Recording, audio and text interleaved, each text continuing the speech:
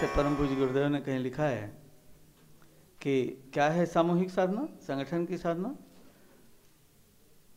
समूह में प्रतिष्ठित परमेश्वर के लिए अपने अस्तित्व को विलीन कर देना ही समूह साधना है। अपने आप को भूल जाना है मिशन के लिए, उस महान उद्देश्य के लिए जिसके लिए परम पूज्य गुरुदेव ने आप सबका साथ लिया है। और इसे दिन दिन जैसे अंग अवयवों में गुरुजी इस बात को कई बार लिखे हुए हैं, ये देखना है कि अपने साथियों की श्रद्धा कम तो नहीं हुई, श्रद्धा बढ़नी चाहिए, दिन दूनी रात चौगुनी, यही आपकी कसौटी है। तो ये सब गुरुजी के अंग अवयवों को पढ़ें तो आप खुद देख सकते हैं कि संगठन की साधना पर कितना उन्होंने वो डाला है।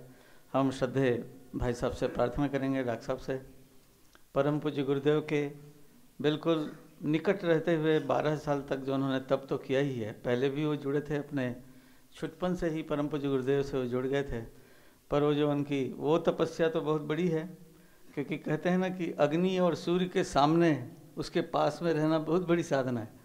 तो गुरुदेव तो अपनी दृष्टि से, अपने ऊंचाई से शायद देखते रहे होंगे और कमियां निकालते रहे होंगे, गढ़ते रहे होंगे, तो उस प्रखर साधना को उन्होंने किया है। और निश्चित रूप से उन्होंने जो बातें बताई होंगी उन्होंने डायरी में नोट भी की हैं, लोगों को उपदेश दिया है, उसे भी सुना है। आप कह सकते हैं कि रामकृष्ण वचनामृत जैसे किसी ने लिखा था, श्रद्धेय डॉक्टर साहब यदि समय निकालें तो परम पूज्य गुरुदेव का वचनामृत भी वो लिख सकते हैं कि गुरु जी ने किस समय कौन कौन सी बातें कब कही थी। वो हम लोगों के लिए बहुत अमूल्य होगा। मैं उनसे प्रार्थना करता हूँ कि हमारे देश के हृदय प्रदेश से आए हुए इन भाइयों और बहनों को, जो बहुत ही कर्मठ और भावनाशील हैं, भावना इनके अंदर कूट कूट कर भरी हुई है। हाँ, हो सकता है इनमें अभी ये कमी हो कि भाई मिल कर के और अच्छा संघबद्ध होकर के और भी बहुत बड़ा बड़ा काम कर सकते हैं। जो काम हो चुका है अब तक, उस पर संतोष तो किया जा सकता है, गुरुदेव के शब्द हैं, पर अगले दिनों जो काम होना बाकी है उसका तो चिंतन करके ही आंखें हमारी चमक उठती हैं। यानी अगले दिनों काम और बड़े बड़े ऊंचे होने वाले हैं। निश्चित रूप से आप भाइयों बहनों के माध्यम से वो परम सत्ता और काम करेगी। हम श्रद्धेय डॉक्टर साहब से प्रार्थना करते हैं कि आप सबको मार्गदर्शन दें और एक ऐसा बूस्ट दे दें, आपको एक ऐसा प्रेम भरा धक्का दे दें कि आप और सालों तक चलें और काम करें। श्रद्धेय गायत्री मंत्र एक साथ। ओम भूर्भुवः स्वः तत्सवितुर्वरेण्यं भर्गो देवस्य धीमहि धियो यो नः प्रचोदयात्। ओम गुरुर्ब्रह्मा गुरुर्विष्णु गुरुरेव महेश्वरः गुरुः साक्षात् परब्रह्म तस्मै श्री गुरुवे नमः। अखण्डमण्डलाकारं व्याप्तं येन चराचरं तत्पदं दर्शितं येन तस्मै श्री गुरुवे नमः। मातृवत् लालयित्री च पितृवत् मार्गदर्शिका नमोस्तु गुरुसत्तायै श्रद्धा प्रज्ञायुता चया श्रद्धा प्रज्ञायुता च। दो श्लोक ऐसे हैं जो गुरुदेव के लिए हैं और गुरु गीता से लिए गए, आप सब सुन लें उसको। योग पूर्णम तपोनिष्ठम वेदमूर्तिम यशस्विनम गौरवर्णम गुरुश्रेष्ठम भगवत्याः सुशोभितम कारुण्यामृतसागरम शिष्यभक्तादिसेवितं श्रीरामं सद्गुरुं ध्यायेत् तमाचार्यवरं प्रभुं तमाचार्यवरम प्रभुं। गुरु गीता की जो पुस्तक है उसके पहले अध्याय में है, ये शुरू में ही है। दोनों की वंदना, गुरुदेव माता जी की वंदना इसमें। हमारे इस मध्य जोन के जो सत्र के लिए पधारे हुए हमारे कार्यकर्ता भाइयों बहनों, देवी स्वरूपा बहनों, देवतुल्य भाइयों, आज का जो मूल विषय है वो है संगच्छध्वम संवदध्वम संवो मनांसि जानतम। पहले इसका अर्थ समझें क्या है। कई बार संस्कृत के मामले में ऐसा हो जाता है कि हम ऐसा हो जाते हैं कि सर हमें तो अर्थ समझ में आया नहीं, आप बोल गए, बड़ी जल्दी बोल गए। तो मैं आपको समझाता हूँ, बहुत सिंपल, बहुत सरल है। संगच्छध्वम, हम सब साथ साथ चलें। हम सब अलग अलग नहीं चलें, एक साथ चलें। एक साथ चलने से बल बढ़ता है, एक साथ चलने से सुरक्षा होती है। दो चीज़ें, बल और सुरक्षा। हम लोगों की समूह बल जब होता है उसमें इतनी बड़ी शक्ति आ जाती है कि आप देखिए, हमने 26 जनवरी परेड देखी होगी, कितनी ज़बरदस्त परेड का प्रदर्शन, भव्यता का प्रदर्शन, सैन्य बल का प्रदर्शन होता है जब साथ साथ चलते हैं सब लोग। तो हम सब साथ साथ चलें, एक साथ चलना और एक साथ चल के आगे बढ़ना। संघ छद्म का अर्थ ये है कि हम सब एक साथ चलें और एक साथ आगे बढ़ें। एक साथ चलने में, मिलिट्री में जब ब्रिज के ऊपर चलते हैं तो एक साथ चलेंगे तो बड़ी दिक्कत होगी। मिलिट्री में left right left right left right बोलते हैं, तो वो पुलों पे जाते समय नहीं बोलते, उसमें एक लाइन को बोला जाता है लेफ्ट राइट, दूसरे को बोला जाता है राइट लेफ्ट, तो अलग अलग कदम चले, एक का लेफ्ट चल रहा है, दूसरे का राइट। अगर एक साथ चला तो ध्वनि की शक्ति में इतना बल होता है कि शायद पुल टूट जाए, इसलिए वो नहीं करते ऐसा। तो ये संघ छद्म का मतलब है हम साथ साथ चलें। जो शक्ति उपार्जित होगी साथ साथ चलने में, उसकी संख्या, उसका बल आंका जा सकता है इसी बात से कि एक साथ चलने से पुल टूट सकता है। जब एक साथ, गुरुदेव ने लिखा है अखंड ज्योति में, अगस्त 1983 के अखंड ज्योति में लिखा है, जब एक साथ 600 लोग मिलकर के गायत्री मंत्र का उच्चारण करते हैं और 6 घंटे तक अगर नियमित रूप से करें उच्चारण, तो 600 खरब वाट विद्युत ऊर्जा उत्पादित होगी और उससे पूरे विश्व को कई बार प्रकाशित किया जा सकता है। आप कल्पना कीजिए शक्ति की, ये शक्ति है। इस शक्ति के बारे में अगर आपको अंदाज हो तो आप समझ सकते हैं कि हमारे बोलने से भी कितनी ऊर्जा प्रकट होती है, हमारे बोलने से भी कितनी ऊर्जा निकलती है। बस ये आप मान के चलना कि हम सब जब काम करेंगे तो हम लोग मिलजुल करके काम करेंगे तो हमारे काम करने की शक्ति बढ़ जाएगी। भले ही हम 4 हों, भले ही हम 5 हों, हमारे शक्तिपीठ पे सब ज़्यादा लोग नहीं हैं, हम 20-25 लोग इकट्ठे होते हैं। 20-25 भी बहुत होते हैं, इकट्ठे तो होइए, इकट्ठे होना तो चालू तो कीजिए। आप लोग इकट्ठे नहीं होते हो, आप लोग मिलते जुलते नहीं हो, एक कभी आ गया, एक कभी आ गया, एक कभी आ गया। जब सप्ताह में एक बार भी आपने अगर मिलने जुलने का और संगठन को बनाए रखने का, जीवंत बनाए रखने का अगर कसम खाली है, शपथ रखी है, तो आप निश्चित रूप से मिलिए। मिल कर के देखो, यज्ञ बिना संगठन के तो नहीं होता ना। अगर यज्ञ करना है तो आपको क्या चाहिए? यज्ञ कुंड बनाना है, हवन सामग्री लानी है, समिधा इकट्ठी करनी है, मंत्र बोलने वाला लाना है और यज्ञ करने वाले लाना है। जब कई लोग बोलते हैं 108 कुंड यज्ञ करेंगे, हमने कहा भाई यज्ञ करने वाले इकट्ठे कर लोगे इतने? 108 पे कम से कम 5-5, 10-10 बैठे हैं तो 1080 यज्ञ याजक हैं। हमको तो वहाँ दिखाई देता है कि वहाँ पे कई कुंड खाली पड़े हैं जब हम जाते हैं, तो ऐसे तो काम नहीं हुआ। बोले नहीं साहब, हमने 10,000 लोगों की व्यवस्था कर ली, 10,000 लोग चाहते हैं, हम सबसे बात करके आए हैं, तब जा करके हम सोचते हैं कि जब इतने लोग हैं तब तो हम दे सकते हैं। यज्ञ का मतलब होता है संगतिकरण, साथ साथ चलना। परम पूज्य गुरुदेव ने साधना के साथ संगतिकरण जोड़ा है। साधना संगठन कार्यक्रम जो आपको जिसमें बुलाया है, जिसमें आप 2 दिन से सुन रहे हैं विभिन्न बातों को, और जिस जोन से आए हैं उसके बारे में कालीचरण जी ने जैसा बोला कि बड़ा महत्वपूर्ण जोन है।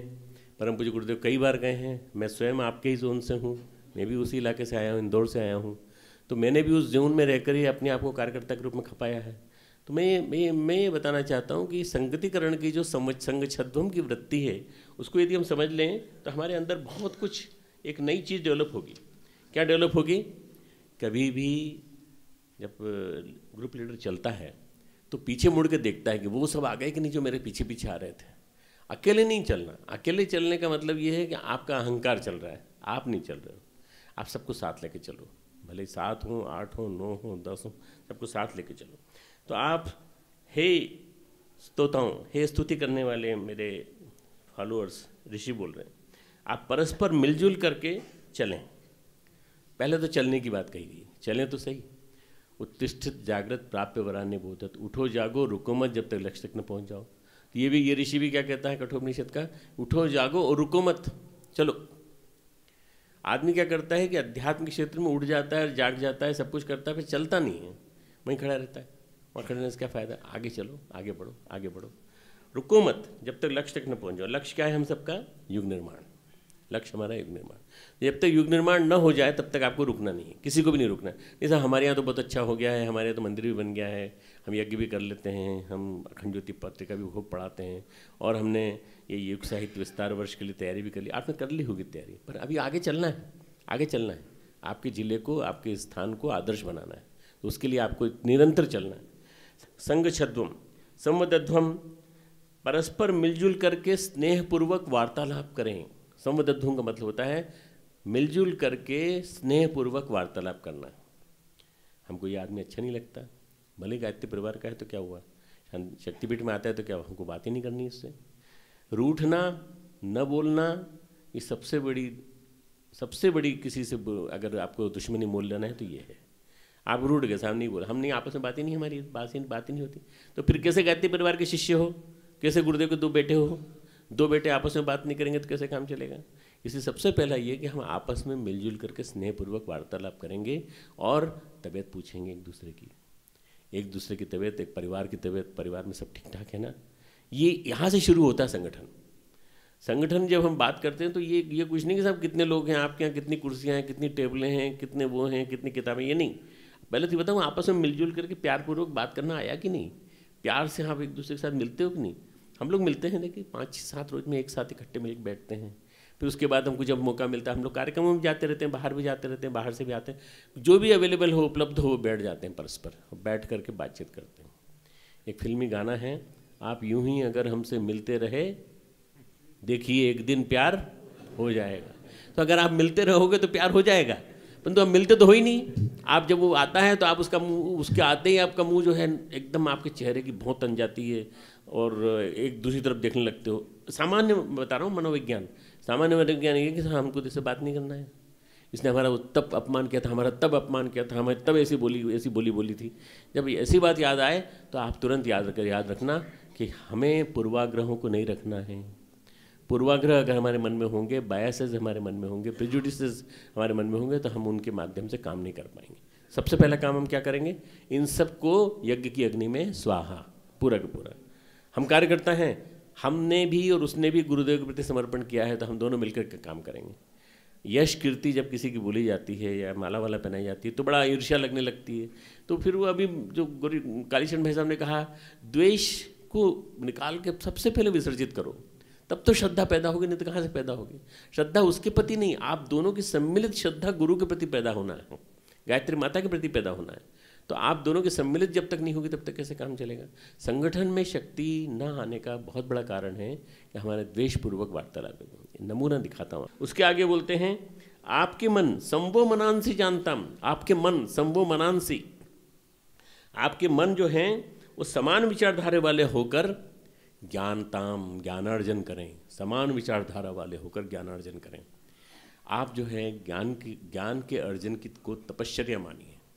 गुरुदेव को लिखा हुआ एक वाक्य हमारे यहाँ ऊपर, आप प्रणाम करने आते हैं तो देखिए वहाँ पे लिखा हुआ है, ज्ञान का अधिकाधिक अर्जन करो, ज्ञान का अधिकाधिक अर्जन करो, मन को एकाग्र करने के लिए संयमित जीवन जियो और जितना ज़्यादा से ज़्यादा हो सके समाज के लिए उदारता बरतते हुए उनकी सेवा के लिए समय निकालो। यही सर्वांग पूर्ण अध्यात्म है, यही अध्यात्म है पूरा का पूरा। सूत्र रूप में उन्होंने कह दिया पूरी बात को।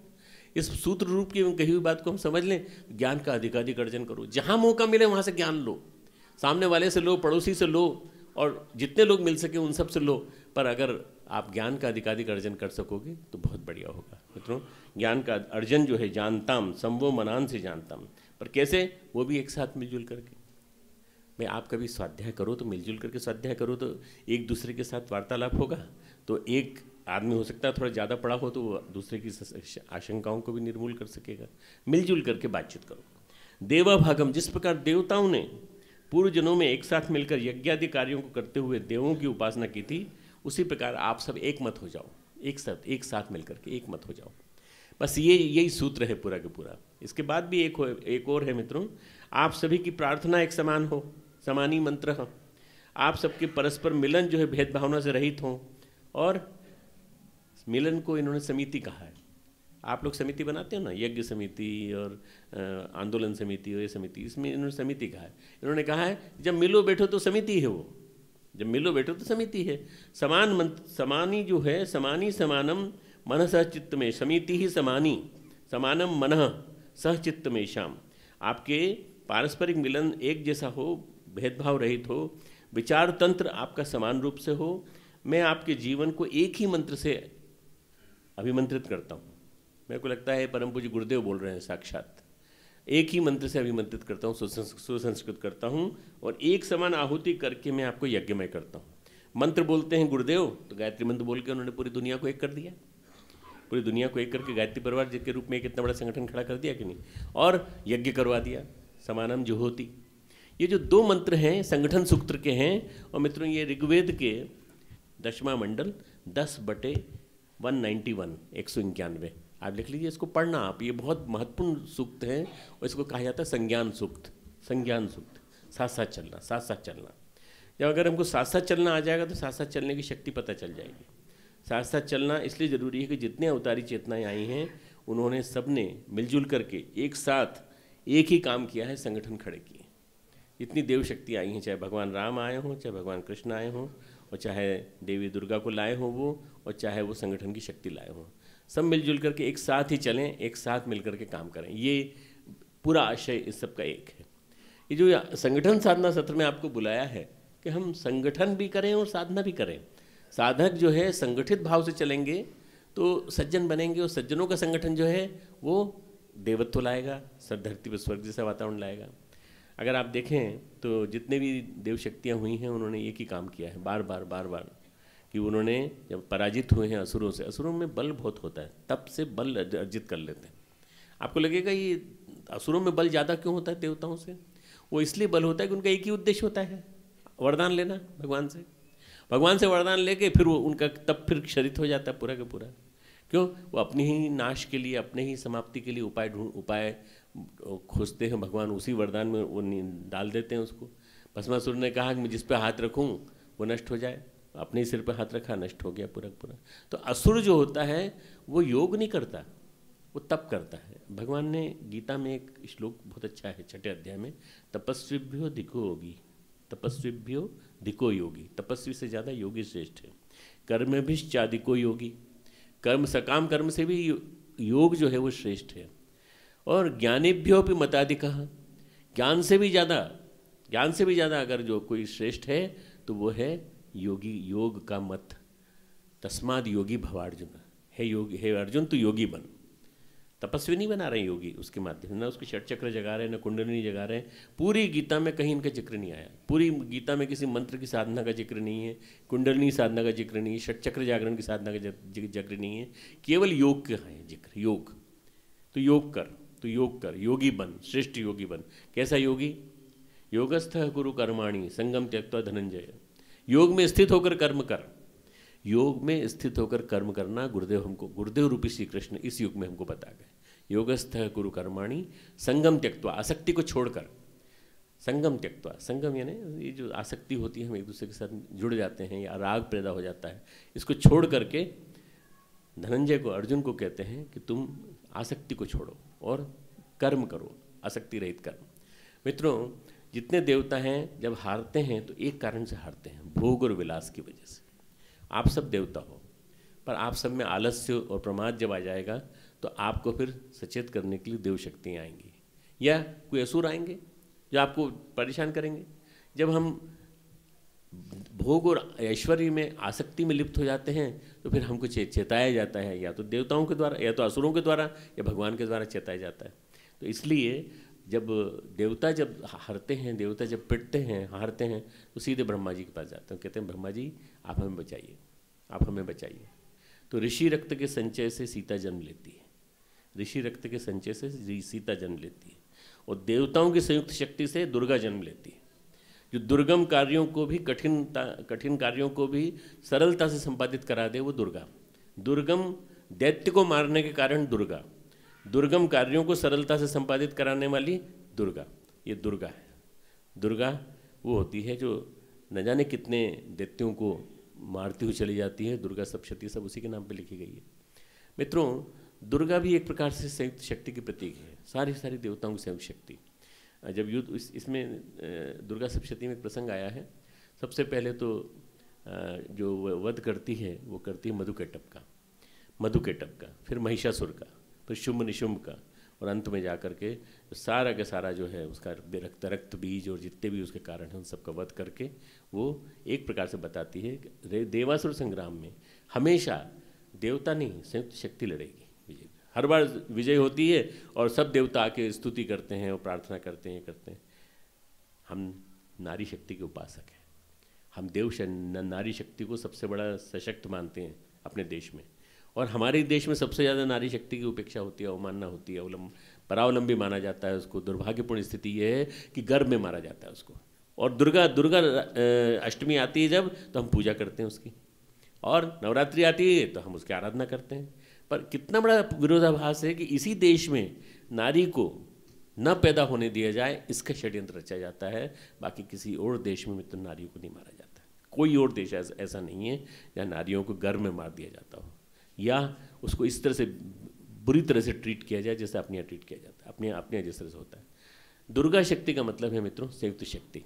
जब दुर्गा लड़ रही थी तलवार से, तो वो असुर जो था, पहले तो मैं शुम्भ निशुम्भ इनका सुना दूँ, मधु केटप का सुना दूँ। मधु का मतलब है राग, केटप का मतलब है जो कड़वापन। कड़वापन यानी राग और द्वेष का कड़वापन।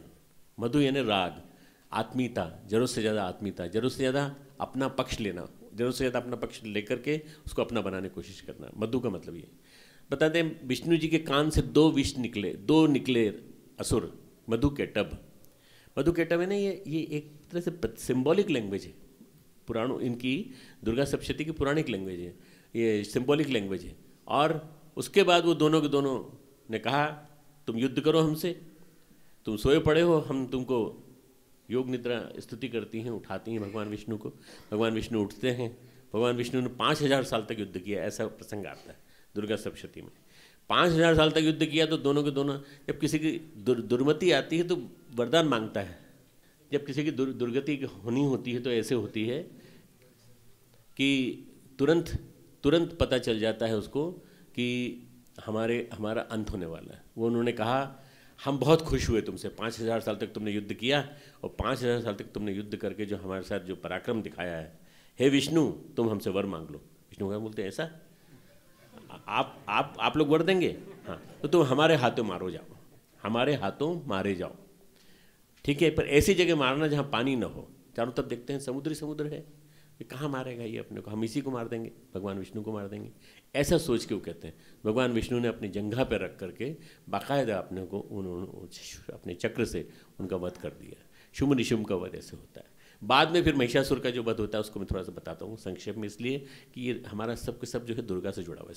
संयुक्त शक्ति दुर्गा संगठन का प्रतीक है, दुर्गा संगठन का प्रतीक। इसलिए बहुत सारी देवियाँ, चंडिका और ये और वो तरह तरह के नाम हैं उनके, करीब 8-10-20 इधर, सब के सब वो कर रही, मार रही हैं असुरों को, क्योंकि असुरों की संख्या कम नहीं है। असुर जितने मरते हैं, जितने गिरते हैं, उतने और ज़्यादा पैदा हो जाते हैं। रक्त बीज जब जमीन पर गिरता है तो एक बूंद से एक और असुर पैदा हो जाता है। बस उसके पैदा होने का जो वो स्वरूप है उसको ख़त्म करने के लिए दुर्गा जो क्या करती है, सारी की सारी शक्तियों, वो बोलते हैं तू इतने सारी सहेलियों को साथ लेके लड़ रही है, अरे तू अकेली लड़ तो हम तब पता चले कि तुझे इतने सारे लोगों से लड़ रही है, हम हारेंगे ही, हमें तो मारेगी ही, हमें मारने के पहले तो खुद देख तू इतने सारे सहेलियों को साथ कर लेके आई है। वो सहेलियाँ नहीं है, सब मेरी शक्तियाँ हैं। एकदम यूँ हाथ करती हैं, सारी शक्तियाँ उनमें समा जाती हैं और दुर्गा बन जाती है पूरी। और फिर दुर्गा खप्पर लेकर के जितने भी रक्त के बूंदे हैं उनको लेती हुई रक्तपान करते हुए दृश्य देखा होगा आपने, चित्र देखा होगा। वो रक्तपान इसी का प्रतीक है। और महिषासुर को भैंसे के रूप में लेता है, फिर अनेक रूप लेता है, फिर अल्टीमेटली वो अपने उससे त्रिशूल से उसको मार दे, विदीर्ण कर देती है। ये जो किस चीज़ का प्रतीक है मित्रों? संयुक्त शक्ति। संयुक्त शक्ति का बल अपरिमित होता है, सामर्थ्य अगणित होती है। जब भगवान राम का जन्म होता है मित्रों, तो भगवान राम के जन्म के समय लोग जो है वो कहते हैं कि अब जरूर असुरता का अंत होगा। राम को प्रशिक्षित किया जाता है विश्वामित्र के द्वारा, बला अतिबला में, गायत्री और सावित्री विद्या में, जिसको गुरुदेव ने अपने जीवन में अभ्यास किया, जिसका विश्वामित्र स्वयं ले जाते हैं। और विश्वामित्र ले जाते हैं और उनको सिखाते हैं और बताते हैं, देखिए हम लोग जब यज्ञ करते हैं तो ये मांस गिराते हैं, ऊपर से हड्डियाँ गिराते हैं, ये अस्थियाँ गिराते हैं, मायावी होते हैं ये, तो मैं कर सकता हूँ इस काम को। भगवान को, अवतार को ऋषि सिखाता है, अवतार को भगवान को ऋषि आह्वान करके बुलाता है और ऋषि सिखाता है, ऋषि ट्रेनिंग देता है, ऋषि मास्टर है। ऋषि मास्टर है इसलिए ऋषि बड़ा है, इसलिए हम परम पूज्य, कई बार लोग हमसे कहते हैं, आर्ग्यू करते हैं कि गुरुदेव को आप युग ऋषि नाम से बराबर संबोधित करते हैं, इसलिए कि ऋषि बड़ा है और वो युग ऋषि हैं, पूरे युग के ऋषि हैं। ऋषि वो होता है जो अपने मंत्रों के माध्यम से, अपने चिंतन के माध्यम से पूरे वातावरण को बदलने की सामर्थ्य रखता है। तो विश्वामित्र ऋषि उनको सिखाते हैं, फिर उनका अंत में सब जगह जाके जब जीत जाते हैं और कई दैत्यों का हनन होता है, ताड़का का सुबाहु का, मारीची का वध होता है, उसके बाद वो जाते हैं तो सीता जी को पता लगता है सीता जी का स्वयंवर होने वाला है, सीता जी का स्वयंवर होता है। ये भी मालूम है विश्वामित्र को अपनी दिव्य दृष्टि से कि विश्वामित्र जो हैं वो चूँकि बहुत त्रिकालदर्शी ऋषि हैं, उनको मालूम है कि सीता जो है ऋषि रक्त के संचय से पैदा हुई है और उनके लायक केवल भगवान राम है, भगवान राम के लायक केवल सीता है। अल्टीमेटली शादी होती है, विवाह होता है, आते हैं लौट के, और फिर जैसी लीला होती है उसके अंतर्गत उनको वन में जाना पड़ता है। वन में जाते हैं भगवान राम, वन में जाके लड़ते हैं। वन में जाके किन से लड़ते हैं? असुरों से लड़ते हैं। क्यों? उन्होंने अस्थियों का पहाड़ देखा और उन्होंने देखा कि इतना सब कुछ जो हुआ है ये सब इसी वजह से हुआ है। देखत नाम राम नयन जल छाए, देखते ही राम के आंखों में आंसू आ गए। आंसू आ जाए तब तक तो ठीक है, पर आंसू आने के बाद अगर कोई सक्रिय न हो तो क्या फ़ायदा? ढेरों लोग संवेदनशील होते हैं, खूब आंखों में आंसू आ जाते हैं। ऋषि वाल्मीकि की आंखों में आंसू आ गए। क्यों? उन्होंने क्रोंच पक्षी को, जो मैथुन रथ थे, उनको मारते हुए व्याघ्र को देखा उन्होंने, पर उनकी जो रचनात्मकता थी वो काव्य में निकली और वाल्मीकि रामायण लिख डाली उन्होंने। इसके तुरंत बाद वो कहाँ से कहाँ बन गए, वो ऋषि नहीं थे, ऋषि बन गए। और ऋषि बनते ही उनके अंदर से वो काव्यत्व जागृत हो उठा और वाल्मीकि बन गए। इसी तरह से राम जो थे मित्रों, वो जैसे ही उनकी आंखों में आंसू आते हैं, उसके अगली चौपाई है, निश्चरहीन करो मही भुज उठाए प्रणकीन, निश्चरहीन कर दूंगा धरती को। इतनी बड़ी प्रतिज्ञा, रघुकुल रीति सदा चली आई, प्राण जाहीं पर वचन न जाए। ऐसी प्रतिज्ञा करने वाले राम कहते हैं मैं निश्चरहीन कर दूंगा। राम मर्यादा पुरुषोत्तम है, अपनी मर्यादा में रहते हैं हमेशा। पुरुष में भी पुरुषोत्तम है, छोटे मोटे पुरुष नहीं है, सामान्य पुरुष नहीं है। और ऐसा व्यक्ति यदि प्रतिज्ञा ले रहा है तो आपको ये मान करके चलना चाहिए मित्रों कि निश्चित रूप से उन्होंने कुछ सोच समझ के प्रतिज्ञा ली है। मर्यादा पुरुषोत्तम है। पर किसका साथ लेते हैं? वो साथ लेते हैं अपने साथ ढेर सारे लोगों को, रीछ वानरों को लेते हैं, और साथ लेते हैं तो उसका गिद्ध का साथ लेते हैं। और इन सब का साथ लेते हुए सीता का जाना और सीता का वहाँ लंका में रहना, ये सारा का सारा एक वो बन जाता है, निमित्त बन जाता है। 3 शब्द हैं, नीति, निमित्त और नियति। अवतार आकर के नीति बनाता है। नीति क्या बनाता है? कि असुरता को समाप्त करना है। और नीति जो बनी, उस नीति के अंतर्गत किसी को निमित्त बनना पड़ता है। वो निमित्त बनाता है, लोगों को निमित्त बनाता है। परम पूज्य गुरुदेव ने नीति बनाई, युग निर्माण होगा, युग का नव निर्माण होगा। उस युग के नव निर्माण के लिए उन्होंने निमित्त बनाए हम सबको आके। अब क्या करना है हमको?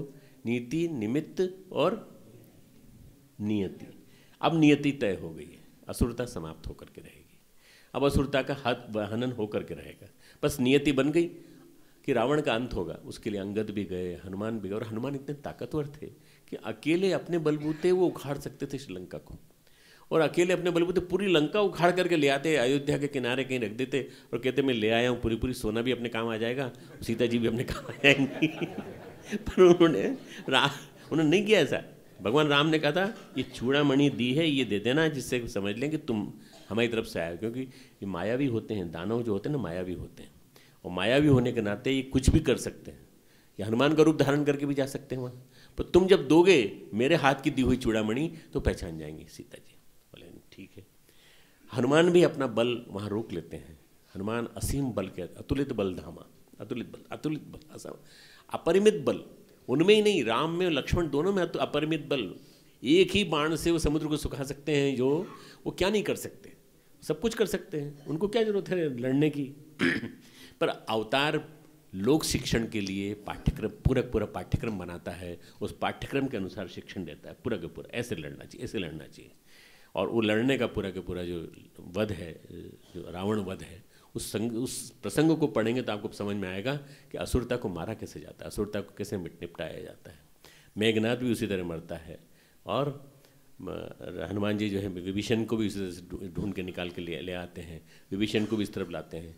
कई बार कहते हैं कि राम ने अनीति बरती, बाली को क्यों मारा, तो वो भी पूरा नीति के अंतर्गत समझाया जाता है। चाहे तुलसीदास जी ने समझाया, चाहे वाल्मीकि ने समझाया हो, सब ने अपने अंतर्गत पूरा मर्यादा पुरुषोत्तम की नीति अच्छी तरह समझाई है। पर मित्रों सबसे ज़्यादा महत्वपूर्ण ये, ऋषि रक्त से संचित सीता, उसी घड़े में जो रक्त भरा हुआ था वो ऋषियों के रक्त से भरा हुआ था। यानी इतने सारे ऋषियों के तप का बल से जो संगठित शक्ति जो थी, उसको बचाने के लिए भगवान राम स्वयं जाते हैं और राम उनको लेकर के वहाँ से आते हैं। और जब लड़ते हैं उस दौरान बहुत ज़्यादा असुरता का उत्पाद होगा, क्योंकि असुर जब मरता है तो पूरा परोक्ष जगत पूरा प्रदूषित हो जाता है।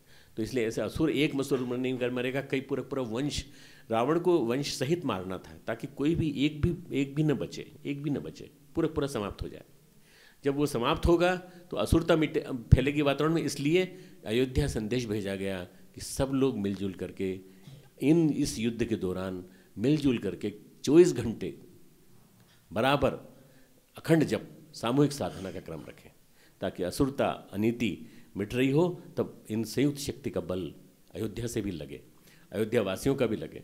आप कल्पना करिए 14 साल में सब लोगों ने एक सादगी भरा जीवन जिया है, और लोगों को एक बच्चा भी पैदा नहीं हुआ है उस अयोध्या नगरी में, एक बच्चा भी पैदा नहीं हुआ। 14 साल में एक बच्चा पैदा नहीं हुआ। जब राम आ गए उसके 1 साल बाद पहला बच्चा पैदा हुआ, किलकारी बच्चे को सुनाई दी है। कितना बड़ा उन्होंने जीवन जिया होगा जी। भगवान को आधार मानकर जियत अवधि की आस, अवध नरेश आए तब हम जाकर भोग सुख करेंगे, है ना। तो ये जो नियमन है, ये जो नियंत्रण है, ये अवतार की चेतना करती है, पूरी अवतार की चेतना रेगुलेट करती है, पूरा नियंत्रित करती है।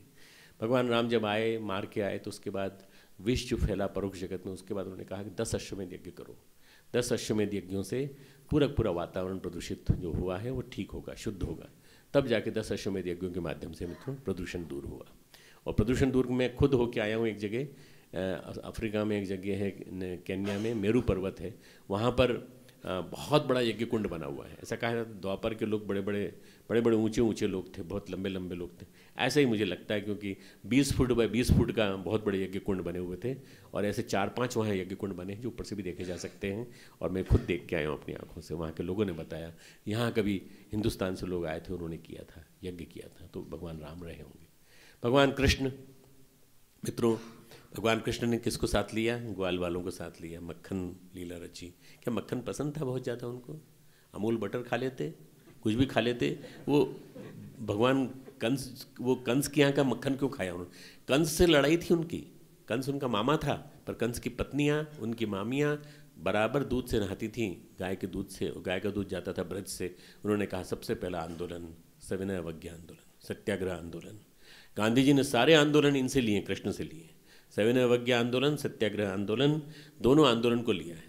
अहिंसा आंदोलन को नहीं लिया, क्योंकि कृष्ण ने हिंसा बहुत की है, असुरता को मारा है भगवान कृष्ण, श्री कृष्ण ने। लीला पुरुषोत्तम थे ना, लीला उन्होंने दिखाई, पूरी लीला थी उनकी। उन्होंने जन्म लेने के तुरंत बाद उन्होंने पूतना को और सबको मारना चालू कर दिया। सबको जितने थे वो सबको पता बता दिया, मतलब बताना चाहते थे कि हम आ गए हैं, तुम ध्यान रखना, अपनी असुरता पे नियंत्रण रखना। पर पता चल गया कंस को कि वो आ गया है, मुझे मारने वाला कहीं आ गया है, कहीं पर है। बार बार भेजता है अपने दूत, मारे जाते हैं। पर मक्खन लीला का मतलब क्या है? यहाँ का दूध वहाँ नहीं जाएगा, गाँव का दूध शहर में नहीं जाएगा। मित्रों हम लोगों ने आदर्श ग्राम आंदोलन चलाया ना, उसके पीछे भी यही है। गाँव का दूध गाँव में, गाँव का पानी गाँव में, गाँव का युवा गाँव में, गाँव की उपज गाँव में। ये हमारा आदर्श गाँव है। ये आदर्श गांव अगर होने लगे ना मित्रों, तो शहर नहीं पनपेंगे। जो बाकायदा अनाप शनाप जो शहर फैल रहे हैं ना, वो नहीं पनपेंगे, आदर्श गांव पनपेंगे। गांव जिंदा रहेगा तो देश जिंदा रहेगा। हमारे देश में गांव मरते जा रहे हैं, बाकायदा प्लानिंग के साथ मारे जा रहे हैं। हम इन गाँव को कैसे बचाएं? कृष्ण से सीखिए। कृष्ण ने माखन लीला रची थी। उसके बाद जब अहंकार आया इंद्र का, तो इंद्र के अहंकार को मिटाने के लिए गोवर्धन उठाया। गोवर्धन उठाने के बाद जब इंद्र को पता चला कि तो भगवान है, जाके सिर झुकाया वहाँ जाकर, और तब पता चला। तो ये दोनों के दोनों जो घटना घटी, उसके बाद चाणूर मर्दनम, चाणूर को मारा उन्होंने, राक्षस को मारा। मुष्टिक जो वध से जो उन्होंने मारा मित्रों, उसके तुरंत बाद जो उनका रोल था वो था पांडवों के साथ मिलजुल करके कौरवों को पराजित करना, असुरता को पराजित करना। बड़े बड़े लोग थे उस दिशा में, बड़े बड़े पंडित, बड़े बड़े महामनीषी भी भ्रमित हो जाते हैं या मर्यादाओं में बन जाते हैं, जैसे भीष्म, जैसे द्रोणाचार्य, जैसे कृपाचार्य, जैसे विदुर, ये सब के सब बंध गए अपनी अपनी मर्यादाओं में। इतिहास बताता है कि भगवान ने अपना रूप कई बार दिखाया, विराट रूप दिखाया, पर दुर्योधन यानी बुरी, आप समझ लीजिए, आप गायत्री मंत्र के उपासक हैं, हम सब सुयोधन हैं तो वो दुर्योधन है, दुर्बुद्धि का प्रतीक। दुर्बुद्धि का प्रतीक दुर्योधन कोशिश करता है कि यादव के, इस यादव पुत्र को, इस यादव कृष्ण को वो देख नहीं पाता, भगवान को नहीं देख पाता। अव जानन्ति माम मूढ़ा मानुष्यम तनुमाश्रितम, मुझे ये मूर्ख लोग पहचान नहीं पाते मनुष्य रूप में। परम पूज्य गुरुदेव को कौन पहचान पाया मनुष्य रूप में?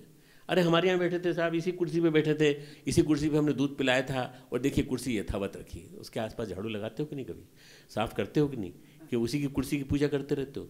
मैंने कहा भाई गुरुदेव कुछ काम बता गए थे, वो काम कर रहे हो कि नहीं? बोले नहीं साहब, हम तो साहब बस यहाँ बैठ के रोज़ माला करते हैं और ये करते हैं। इससे कुछ नहीं मिलने वाला, वो मिलेगा तो उसी से मिलेगा जो गुरुदेव बता गए हैं। युग निर्माण के लिए तपो, युग निर्माण के लिए जन जन के बीच में जाके गुरुदेव के विचार फैलाओ, तब जाके होगा। तो मित्रों, परंतु हमारे जो परम पूज्य गुरुदेव ने जो बात काम किया, वो काम मित्रों हमारे श्री कृष्ण ने बार बार अपना विराट रूप दिखाने की कोशिश की, पर गुरुदेव ने विराट रूप नहीं दिखाया कहीं, परंतु गुरुदेव ने अपना विराट रूप संगठन के रूप में दिखा दिया। कितना बड़ा संगठन, कितना बड़ा संगठन में 1957 का 1958 का सहस्त्र कुंडी यज्ञ, 1956 का 108 कुंडी यज्ञ, जिसमें उन्होंने व्रत बंधन बंधवा करके उनके व्रत बंधन कटवाए, उसके बाद का समाज के लिए छोड़ दो। उसके बाद उन्होंने कहा कि आध्यात्मिक वरुणास्त्र का हम प्रयोग कर रहे हैं, जाइए 1001 स्थानों पर आप लोग 108 कुंडी यज्ञ संपन्न करिए। हुए, संपन्न हुए, 51 कुंडी हुए, कहीं 11 कुंडी हुए, कहीं 108 कुंडी यज्ञ हुए, पर 108 स्थानों पर 108 कुंडी यज्ञ हुए। माहौल बन गया, लोगों ने जप किया, लोगों ने बाकायदा सहस्त्रांशु प्रयोग किया, और उसके बाद वो संकल्प पत्र लेकर के यज्ञ में आए, और उस संकल्प शक्ति के माध्यम से जो 10 लाख लोग इकट्ठे हुए थे 1958 के नवंबर में, कार्तिक पूर्णिमा में, उससे विराट रूप गुरुदेव का दिखाई पड़ता है। गुरुदेव भी दिखा सकते थे अपनी लीला, परंतु नहीं, गुरुदेव लीला का दिखाने नहीं आए थे।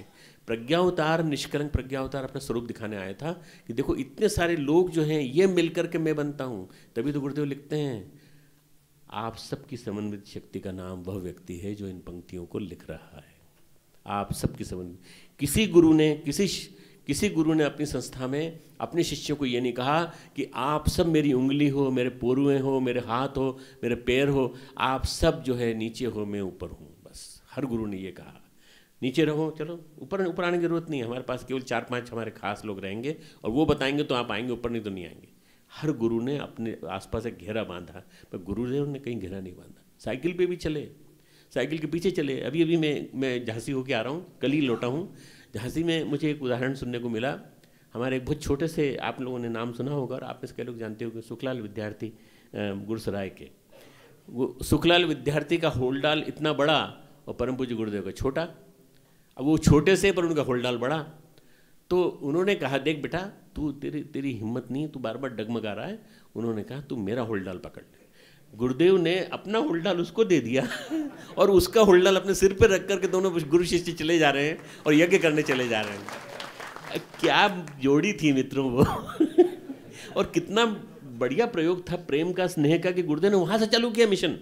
हम लोग सब के सब समझते हैं पैसे से बनता है संगठन, तो अंबानी ने क्यों नहीं बना लिया, अडानी ने क्यों नहीं बना लिया, इन्होंने रतन टाटा ने क्यों नहीं बना लिया। संगठन बनाना होता तो गुरुदेव बना सके, क्योंकि गुरुदेव ने अपना तप सींचा, उसमें तप डाला और संगठन के माध्यम से इतनी बड़ी शक्ति खड़ी की। मित्रों, भगवान कृष्ण के समय में भी यज्ञ हुआ, राजसू यज्ञ हुआ, ताकि जितनी विषाक्तता पैदा हुई है इसमें महाभारत में वो मिटे, वो समाप्त हो। भगवान कृष्ण के बाद बुद्ध का नंबर आता है मित्रों। बुद्ध जो है अवतार में 10वें अवतार है, 20 कला के अवतार है, पर उन्होंने लड़ाई नहीं लड़ी। उन्होंने कहा इतना बड़ा प्रयोग करना है तो एक संयुक्त शक्ति का प्रयोग करें। तो उन्होंने क्या किया, उन्होंने कहा करुणा और अहिंसा का सब तरफ प्रचार हो। तो इसलिए संघाराम बनाए, धम्मम शरणं गच्छामि, संघम शरणं गच्छामि, बुद्धम शरणं गच्छामि। विवेक की शरण में जाओ, संघ की शरण में जाओ। संघ है ना संगठन, संघ की शरण में जाओ और धर्म की शरण में जाओ। बस ये बोलते बोलते मित्रों उन्होंने इतना बड़ा संगठन खड़ा कर दिया कि जहाँ चारों तरफ बोलबाला बुद्ध का होने लगा, महावीर का होने लगा। महावीर जैन धर्म के स्थापक हुए, बुद्ध बौद्ध धर्म के संस्थापक हुए। पर उस जमाने में उनका ये हिस्सा था, ये था कि पूरा भारत नहीं, पूरा विश्व बुद्धमय हो गया था अपनी अहिंसा की और करुणा की शक्ति के माध्यम से। इतना वजनदार उनका था बल। एक छोटा सा उदाहरण सुनाता हूँ। उनका एक सेठ शिष्य बुलाने आया, श्रेष्ठी, कि शादी में चलिए, आपकी गोद में खेली है मेरी बच्ची, आपने उसको बहुत प्यार किया है, उसकी शादी होने वाली। बोले बड़ी हो गई, इतनी बड़ी हो गई, उसकी शादी होने वाली? हाँ। बोले तो ठीक है, तो तुम करो ना शादी के बाद तो वहाँ पास ले आना, हम आशीर्वाद दे देंगे। तो बोले नहीं साहब, आप चलेंगे तो ही वो शादी करेगी, ऐसा हम सब का मत ये है। बोले देखो फिर दुर्घटना घट जाएगी हमारे आने से वहाँ पे, हमें मत बुलाओ, हमारा आना गड़बड़ा जाएगा वहाँ पे। तो उन्होंने कहा ये क्या हो जाएगा? उन्होंने कहा नहीं आप मत बुलाओ भाई, हम मना कर रहे हैं ना आपसे। तो पैर पकड़ ली उसने, नहीं आपको आना ही पड़ेगा। तो दुर्घटना के लिए तैयार हो? बोले हाँ। बुद्ध पहुँचे, बुद्ध से ज़्यादा सुंदर, बुद्ध से ज़्यादा आभा मंडल वाला वहाँ कोई नहीं था। दूल्हा एक पलक अपनी पत्नी को छोड़कर बुद्ध को देखता रह गया। बुद्ध को देखते हुए जाते हुए सीधे उसने अपनी पत्नी का हाथ पकड़ा और कहा तू चल साथ मेरे। और जाके उनके पैरों में गिर गए। धम्मम शरणम गच्छामि, बुद्धम शरणम गच्छामि, संगम शरणम गच्छामि। प्रभु अपने शिष्य बना लीजिए। दोनों के दोनों शिष्य बन गए और ये दुर्घटना घट गई। मित्रों, इस दुर्घटना के वार्न किया था। अब बुद्ध अपनी सूक्ष्म जगत की चेतना को प्रचंड आंदोलन से उद्वेलित कर रहे थे। उसमें कई बाधाएं आ रही थी। कर्मकांड के नाम पे हिंसा हो रही थी, अनाचार हो रहा था, बहुत सारी परेशानी आ रही थी। तो उन्होंने कहा कर्मकांड के नाम पे हिंसा होती है तो हम कर्मकांड को नहीं मानते। मुन्नी साहब यजुर्वेद में लिखे पर हम वेदों को नहीं मानते। वेद भगवान ने लिखे तो हम भगवान को नहीं मानते। भगवान अवतार वही होता है जो तत्कालीन समय के अनुसार अपने निर्णयों को लेता है। तत्कालीन समय के अनुसार उन्होंने निर्णय लिया और उन्होंने कहा भगवान नास्तिक नहीं थे। बुद्ध नास्तिक नहीं थे। बुद्ध तत्कालीन भ्रमों को मिटाना चाहते थे। उस जमाने के उनके भ्रमों के मिटाने की वजह से लोगों ने कई तरह से फिर उसका मिसयूज़ किया और उसकी वजह से क्या हुआ कि लोग नास्तिक होते चले गए। तो फिर उसके लिए आदि शंकराचार्य 800 में एडी में, आदि शंकराचार्य के बाद फिर ज्ञानेश्वर और उसके बाद फिर संत राम। ऊपर एक श्रृंखला है लंबी चौड़ी संतों की। संत युग कहा जाता है पूरा 800 साल का। इस संत युग में बहुत सारे संत पैदा हुए और अंत में मित्रों स्वामी विवेकानंद आए, रामकृष्ण परमहंस आए। इन दोनों का युग्म जो है एक तरह से सतयुग को लाने वाला था। कलयुग का सतयुग लाने वाला युग्म था ये। और उस कलयुग के सतयुग में स्वामी विवेकानंद ने अपने गुरु के आदेश के अनुसार योद्धा सन्यासी की भूमिका निभाई और पूरे विश्व में भारतीय संस्कृति का धर्म ध्वजा पताका फहराई। बहुत गजब का वातावरण। इतना वातावरण बढ़िया बना मित्रों कि देखते देखते गोखले और तिलक और गांधी जी और सुभाष ये सब उनके शिष्य बनते चले गए। और आज़ादी के इवन भगत सिंह से लेकर आज़ाद और सुखदेव राजगुरु ये सब विवेकानंद को मानते थे। और न जाने कितने दक्षिणेश्वर की मिट्टी लेकर फांसी पे चढ़ गए। मित्रों, ये जो आंदोलन की जो लहर आई थी 1857 की रानी की झांसी की रानी लक्ष्मीबाई से चालू हुई थी, तात्या टोपे से चालू हुई थी, वहाँ से चालू होकर के परम पूज्य गुरुदेव तक आती है। जब 1947 में भारत आज़ाद होता है, गुरुदेव कहते हैं कि सांस्कृतिक आज़ादी दिलाने का काम अब हम करेंगे। 1966 में 1966 में गुरुदेव एक अखंड ज्योति में लिखते हैं कि अब धर्म चक्र प्रवर्तन होने जा रहा है। इस कलयुग के जाने के लिए अवतार आ गया है, क्रांतिकारी अवतार आ गया। इसके 2 भाग हैं, पूर्वार्ध और उत्तरार्ध। पूर्वार्ध में बुद्ध आए थे और बुद्ध ने आकर के वो काम कर दिया। उत्तरार्ध में 3 भाग हैं, उत्तरार्ध के 3 भाग हैं। आप देख लीजिएगा, धर्मचक्र जो हमारी किताब है बहुत महत्वपूर्ण, युग प्रत्यावर्तन और उसकी महाकाल का युग प्रत्यावर्तन, उसकी प्रक्रिया। उसमें गुरुदेव ने लिखा है कि इसके 3 भाग होंगे। पहला श्री अरविंद रमन, महर्षि रमन। दूसरा होगा रामकृष्ण परमहंस और स्वयं विवेकानंद। तीसरा अपना नाम नहीं लिखा है, गुरुदेव संगठन का नाम लिखते हैं, युग निर्माण योजना। तीसरा अवतार का संगठन। आप उस अवतार के 10वें अवतार के अंतिम पार्ट में आप लोग सब आते हैं। छोटापन आपको शोभा नहीं देता, बड़ापन, बड़े गुरु के बड़े शिष्य, बड़े गुरु के बहुत महत्वपूर्ण शिष्य आप लोग हो। तो उसी हिसाब से आपको अपने चिंतन को बनाना पड़ेगा और कभी भी किसी भी रूप में अहंकार को अपने जीवन में ना आने देना। अहंकार बाधक बनता है। संगठन की सबसे बड़ी बाधा अगर कोई है तो अहंकार, और कुछ नहीं है। अहम ही हमको लड़ाता है, अहम ही हमको मिटाता है, और अहम की वजह से ही सारा का सारा व्यापार खत्म होता है। मित्रों, जितना भी कुछ हुआ है अभी तक गुरुदेव का काम, उस गुरुदेव के काम को गुरुदेव ने अपने अंगव्यों से किताब में, पुस्तक में, पत्रक में लिखा है। आप लोग सब कार्यकर्ता बड़े अच्छे स्तर के, वरिष्ठ स्तर के हैं। ये 2 हमारे पत्रक हैं जो यहाँ से ले जाइएगा आप, और कुछ लोगों को देना चाहें तो कुछ लोगों के लिए अतिरिक्त ले जाइएगा। एक है हमारा युग निर्माण सत्संकल्प, ये तो आपको मालूम है, 18 सूत्री संविधान है नवयुग का। दूसरा है अपने अंगव्यों से, हमारे 3 उंगलियां इसको लिख रही हैं, पर हमारा रोम रोम कण कण जर्रा जर्रा इसको लिख रहा है। यह योजना भगवान की है और ये पूरी होकर के रहेगी, कोई इसको रोक नहीं सकता। गुरुदेव बार बार बोलते हैं। मित्रों, वास्तव में भगवान की योजना है। कोई युग निर्माण योजना कोई साधारण काम नहीं है। युग निर्माण योजना एक महत्वपूर्ण अभियान था, महत्वपूर्ण योजना थी, और इसको संपादित करने के लिए परम पूज्य गुरुदेव आए थे। अगर आप में और हम सब में ये समझ हो, ये दूरदृष्टि हो कि हम समझ सकें कि किस शक्ति के साथ हम लोग जुड़े हैं, परम पूज्य गुरुदेव जैसी शक्ति के साथ हम जुड़े हैं जो कहीं नहीं गए हैं, हम लोगों के बीच में मौजूद हैं। परम पूज्य गुरुदेव कहते हैं, बेटा तुम अभी आए हो हमारे पास, जब हम लोग प्रणाम करने जाते थे, तुम लोग अभी आए हो अभी, पर हमने तुमको अपनी पूजा की कोठरी में, वहाँ मथुरा वाली पूजा कोठरी में पहले देख लिया था कि तुम आने वाले हो, तुम आने वाले हो। आप सबको देख लिया था उन्होंने कि आप सब आने वाले हो और इससे जुड़ने वाले हो। मित्रों, जब आपको इतना वो मान दे रहे हैं तो आपको भी उनका मान रखना पड़ेगा, और मान रख करके संगठन के साथ चलने की वृत्ति विकसित करनी पड़ेगी।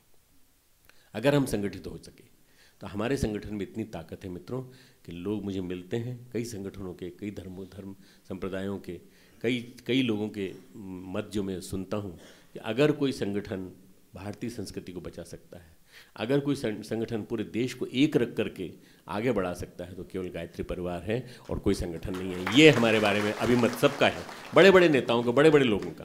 पर ध्यान रखना, हम राजनीति में भाग नहीं लेंगे। राजनीति में हमारा कोई रोल नहीं है।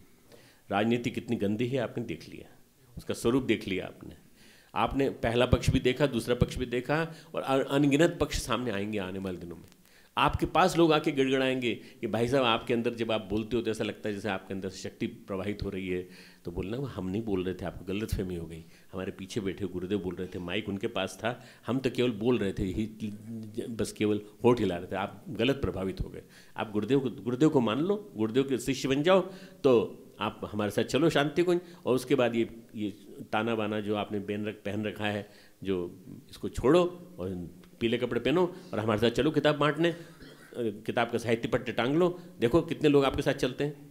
मित्रों, वो तो कभी नहीं करने वाला इस जन्म में, उसको तो आपके वोट चाहिए, इसलिए वो आपके पास आएंगे। तो आप तुरंत उनसे कन्नी काट लेना। गुरुदेव ने स्पष्ट लिखा है, हम राजनीति में भाग नहीं, क्योंकि राजनीति तोड़ती है और धर्म तंत्र, अध्यात्म तंत्र जोड़ता है।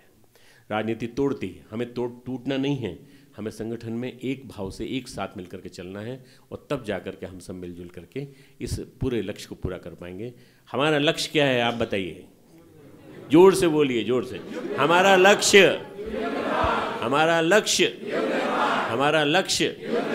हम बदलेंगे, हम सुधरेंगे। प्रणाम सबको।